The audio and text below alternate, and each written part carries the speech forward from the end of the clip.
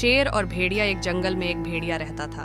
एक दिन वह भूखा था, इसीलिए शिकार की खोज में जहां तहां भटक रहा था।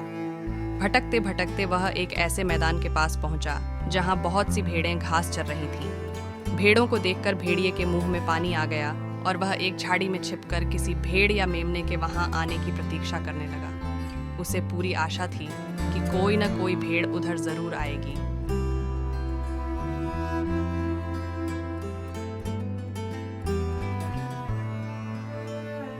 थोड़ी ही देर में एक मेमना घास चरते हुए अपने झुंड से अलग होकर उसी झाड़ी के पास पहुंच गया जहां भेड़िया छिपा बैठा था।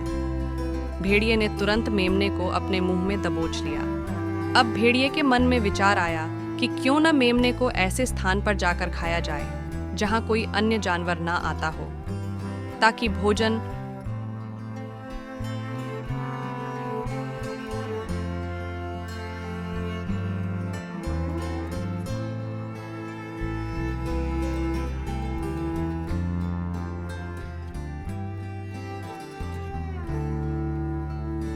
जहां खड़े हो वहीं रुक जाओ, एक कदम भी आगे मत बढ़ाना।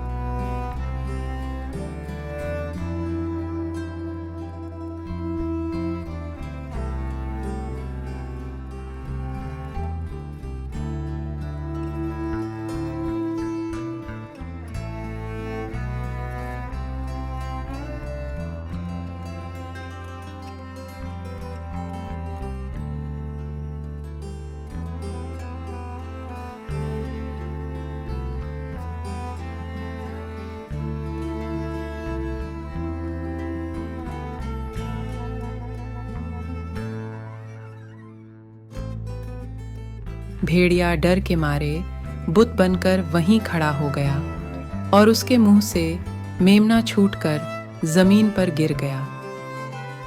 शेर ने भेड़िए का भोजन उठाया और उसे अपने मुंह में दबाकर अपनी गुफा की ओर चल दिया। वह बिना अधिक प्रयास किए ही खाना मिलने पर खुश था।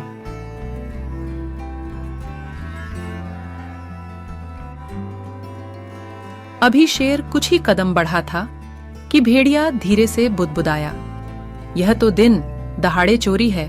क्या जंगल के राजा को किसी से शिकार छीनना शोभा देता है? राजा को तो अपनी प्रजा का ध्यान रखना चाहिए, लेकिन यहाँ तो उल्टा ही हो रहा है। राजा ही सरासर अन्याय कर रहा है, किसी का हक छीन रहा है। यदि हमारे साथ कोई दूसरा प्राणी अन्याय करता तो हम उसकी शिकायत राजा से करते, पर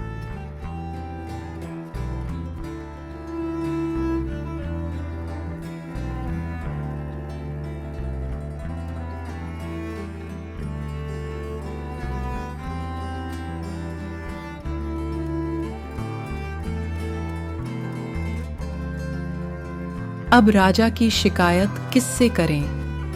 कहां जाकर इस अन्याय के विरुद्ध गुहार लगाएं?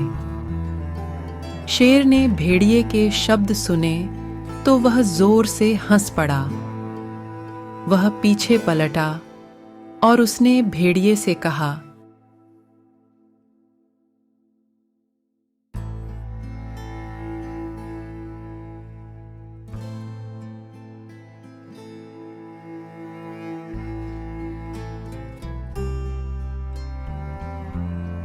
कितने आश्चर्य की बात है कि एक चोर न्याय की बात करता है। क्या तुम्हें ये मेमना उपहार में मिला था? तुमने भी तो इसे झाड़ियों में छुपकर चुराया है। क्या यह न्यायपूर्ण है? क्या एक चोर का चोरी के विषय में न्याय मांगना शोभनीय है?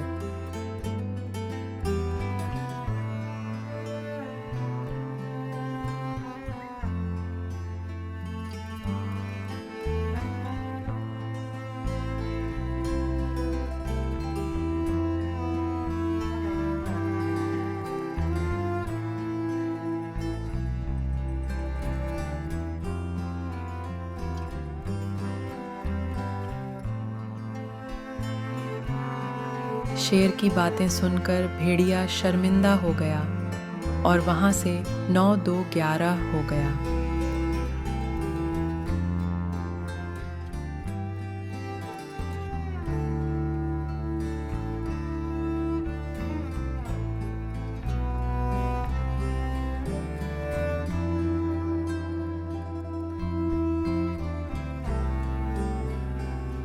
अन्याय चाहे छोटा हो या बड़ा, अन्याय अन्याय होता है।